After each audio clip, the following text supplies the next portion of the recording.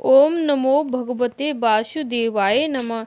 आप सभी का हमारे चैनल पे स्वागत है। दोस्तों, आज सुनिए कार्तिक मास के महात्म्य अध्याय 8 की संपूर्ण कथा। दोस्तों, कथा शुरू करने से पहले आप कमेंट में हरे कृष्णा लिखना न भूलें। कार्तिक मास के 8वें अध्याय में भगवान कृष्ण नारद जी को कार्तिक मास व्रत की उद्यापन विधि के बारे में विस्तार पूर्वक बता रहे हैं। कार्तिक मास में व्रत रखने पर उद्यापन करना चाहिए। दोस्तों, उसी के साथ भगवान नारद जी बोले कि हे राजन, अब मैं कार्तिक व्रत की उद्यापन विधि संपूर्ण प्रकार से वर्णन करता हूँ, उसे ध्यान देकर सुनिए। व्रती को चाहिए कि कार्तिक मास में शुक्ल पक्ष की चतुर्थी को व्रत संपूर्ण फल प्राप्त और विष्णु भगवान की प्रसन्नता के उद्यापन करे। तुलसी के ऊपर सुंदर चादर दरवाजे बनाए तथा बंधनवार तथा फूलों से सुशोभित करे, चंबर से सुशोभित करे व मंडप बनाए। चारों द्वारों पर मिट्टी के बने पुष्पशील सुशील जय हो विजय नामक 4 द्वारपालों को पृथक पृथक बैठावे। तुलसी की जड़ में 4 रंगों से सुशोभित उत्तम सर्वसौभद्र का चक्र बनावे। उसके ऊपर पंचरत्न नारियल रखे और शुद्ध वस्त्र के कलश को आच्छादित करे। उस पर कलश के ऊपर षड्खंड तथा चक्र गदा पद और पीताम्बरधारी लक्ष्मी युक्त श्री हरि विष्णु भगवान जी का पूजन करें। दोस्तों, इसी के साथ कार्तिक मास का व्रती इंद्राणी लोकपालों का पूजन मंडप में करें। द्वादशी को विष्णु भगवान जागे थे, त्रयोदशी को देवताओं ने विष्णु भगवान का दर्शन किया था तथा चतुर्थ तिथि को चतुर्दर्शन तिथि को देवताओं ने उनका पूजन किया था। इसलिए भगवान का उद्यापन पूजा चतुर्थ दर्शन तिथि को शांत मन से की जाती है। इस दिन समय और शांत चित्त से व्रत भी करना चाहिए। अपने गुरु की आज्ञा अनुसार सूर्यगण की मूर्ति बनाकर पोषोपचार तथा विविध नैवेद्यों के भगवान का पूजन करें। संपूर्ण विधि प्रकार मांगलिक गायन वाद्य तथा कीर्तन के उस रात में जागरण करें। जो प्राणी श्रद्धा पूर्वक भगवान का कीर्तन करते हैं उन लोगों को सत नमन है। एकत्र हुए पाप भी नष्ट हो जाते हैं।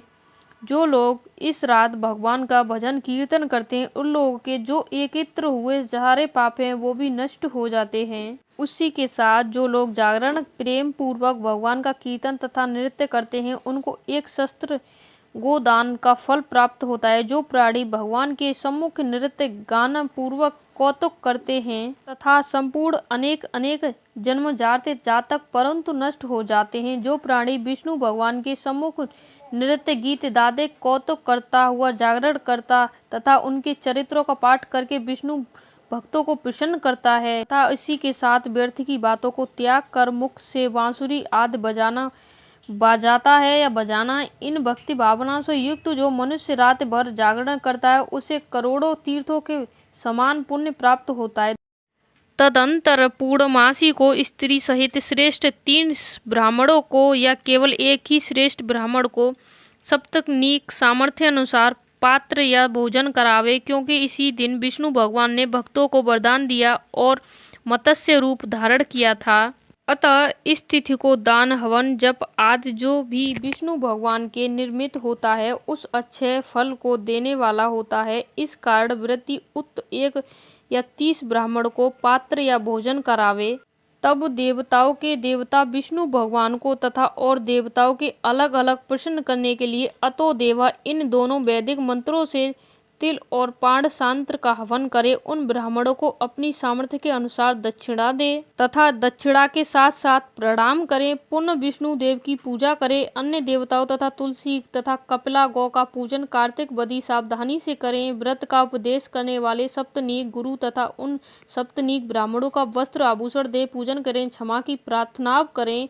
प्रार्थना मंत्रों का अर्थ आप उन लोगों की अनुकंपा से समझकर विष्णु भगवान सर्वदा प्रसन्न करें। इस व्रत के करने से मेरे 7 जन्म किए हुए पाप नष्ट हों जावें और मेरी संतान चिरंजीवी रहे, ये कामना करें। साथ ही साथ इस पूजा के द्वारा मेरी सभी अभिलाषाएं पूर्ण होवें। मेरी मृत्यु होने पर पश्चात मुझे अतिशय दुर्लभ विष्णुलोक प्राप्त होवे। व्रत करने वाला इस प्रकार ब्राह्मणों से क्षमा की प्रार्थना करे और उनको प्रसन्न करके विदा करे। पूजा की उन संपूर्ण वस्तुओं को गौ के साथ गुरु गुरु को दे दे। उसके पश्चात बंधुओं और मित्रों के साथ स्वयं भी भोजन करे। कार्तिक अथवा माघ मास के उद्यान के नियम उसी प्रकार कहे गए हैं। इस प्रकार जो प्राणी विधि विधान कार्तिक मास का व्रत करे उद्याप करता है, वह इंसान पाप रहित होकर मनोभिलषित मनोकामनाओं को प्राप्त करता है। अंत में विष्णु लोक निवास करता है। तीर्थ दानों तथा सब्र व्रतों से जो फल प्राप्त होते हैं, उनमें करोड़ गुणा अधिक पुण्य फल विधि पूर्वक कार्तिक मास व्रत करने से मिलता है। वे प्राणी धन्य हैं, वे पूजनीय हैं और उन्हीं का इस संसार में जन्म लेना सफल है, जिन्होंने विष्णु भगवान की भक्ति लीन होते हुए कार्तिक मास व्रत का कथा की व्रत किया तथा इसी के साथ कार्तिक मास व्रत करने वाले पुण्य भय से उसके समस्त पाप कांपते जाते हैं और इधर उधर भागते फिरते हुए कहते हैं कि अब हमारा जाना कहाँ होगा।